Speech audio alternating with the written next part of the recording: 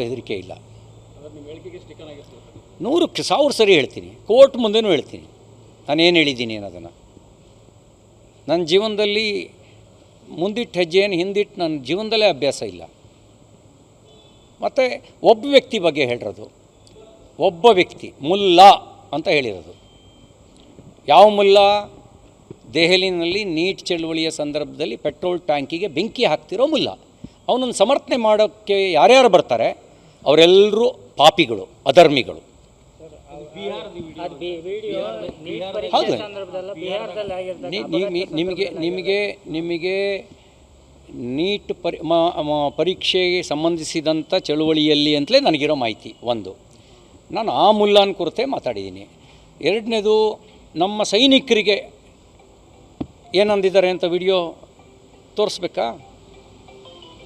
ಪ್ರಧಾನಮಂತ್ರಿಗಳಿಗೆ ಏನಂದಿದ್ದಾರೆ ಅಂತ ತೋರಿಸ್ಬೇಕಾ?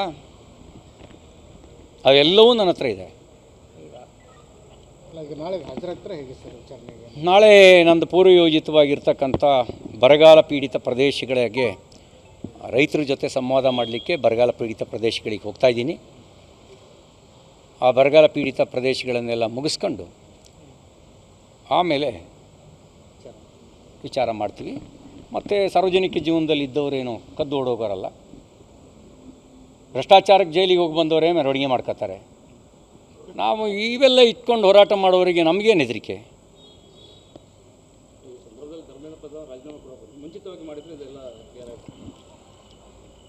ಧರ್ಮೇಂದ್ರ ಪ್ರಧಾನ್ ಅವರು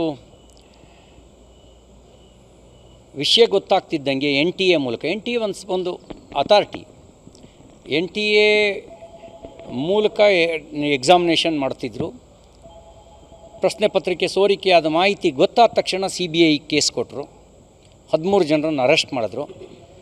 ಮರುಪರೀಕ್ಷೆಯನ್ನು ಸರ್ಕಾರ ಸ್ವಯಂ ಮುತುವರ್ಜಿ ವಹಿಸಿ ಒಂದು ಸಣ್ಣ ಕಳಂಕಕ್ಕೂ ಆಸ್ಪದ ಇಲ್ಲದಂತೆ ಮರುಪರೀಕ್ಷೆ ನಡೆಸ್ತು. ಇತಿಹಾಸದಲ್ಲಿ ಯಾವತ್ತೂ CBI ಕೊಟ್ಟು 13 ಜನರನ್ನು ಬಂಧಿಸಿದ ಇಷ್ಟು ತ್ವರಿತಗತಿಯಲ್ಲಿ ಬಂಧಿಸಿದ ಉದಾಹರಣೆ ಇರಲಿಲ್ಲ. ಮರುಪರೀಕ್ಷೆ ಯಶಸ್ವಿಯಾಗಿ ನಡೆಸಿದ ಉದಾಹರಣೆಯೂ ಇರಲಿಲ್ಲ. ಅವು ಯಶಸ್ವಿಯಾಗಿ ನಡೆಸಿ ಅದರ ನಂತರ ಫಲಿತಾಂಶವೂ ಪ್ರಕಟ ಆಗಿದೆ. ಈಗ ಸಮಾಜಘಾತಕ ಶಕ್ತಿಗಳು, ರಾಷ್ಟ್ರಘಾತಕ ಶಕ್ತಿಗಳು ಸಂದರ್ಭದ ದುರುಪಯೋಗ ಪಡಿಬಾರ್ದು ಅನ್ನೋ ಕಾರಣಕ್ಕೆ ಅವ್ರು ರಾಜೀನಾಮೆ ಕೊಟ್ಟಿದ್ದೀನಿ ಅಂತ ಅವ್ರು ಹೇಳಿದ್ದಾರೆ. ಅವರು ಕಿಂಗ್ ಪಿನ್ ಅಲ್ಲ, ಅಥವಾ ಅವರು ಇಲಾಖೆ ಸೋರಿಕೆ ಮಾಡಿದ್ದು ಅಲ್ಲ. ಆದರೆ ಇಲ್ಲಿ KPSCನಲ್ಲಿ ಹುದ್ದೆಗಳು ಹರಾಜಿಗೆ ಇದ್ದಾವೆ. 3,000ಕ್ಕೂ ಹೆಚ್ಚು ಬೇರೆ ಬೇರೆ ಇಲಾಖೆಗಳ ನೇಮಕಾತಿ ಕಳೆದ 3 ವರ್ಷದಲ್ಲಿ ನಡೆದಿದೆ. ನೀವು ವೆಟರ್ನರಿ ಇನ್ಸ್ಪೆಕ್ಟರ್ ಹುದ್ದೆಯಲ್ಲೇ ಹರಾಜಾಗಿರಬೇಕಾದ್ರೆ ಇನ್ನು ಬೇರೆ ಬೇರೆ ಹುದ್ದೆಗಳ ಕತೆ ಏನಾಗಿರ್ಬೋದು ಅಂತ ಯೋಚನೆ ಮಾಡಿ. ಅದನ್ನೆಲ್ಲದನ್ನು ಹಾಲಿ ಹೈಕೋರ್ಟ್ ನ್ಯಾಯಾಧೀಶರ ನೇತೃತ್ವದಲ್ಲಿ ವಿಶೇಷ ತನಿಖೆ SIT ತನಿಖೆಯನ್ನು ಮಾಡಬೇಕು.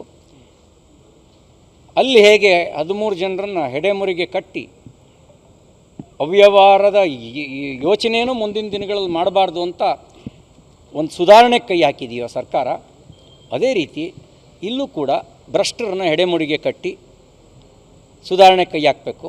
ಆ ಕೈ ಹಾಕಕ್ಕೆ ಮುಂಚೆ ಆಳುವವರು ಭ್ರಷ್ಟಾಚಾರವನ್ನು ಮಾಡೋದನ್ನು, ಭ್ರಷ್ಟಾಚಾರವನ್ನು ಪ್ರೋತ್ಸಾಹಿಸೋದನ್ನು ಎರಡೂ ಬಿಡಬೇಕು.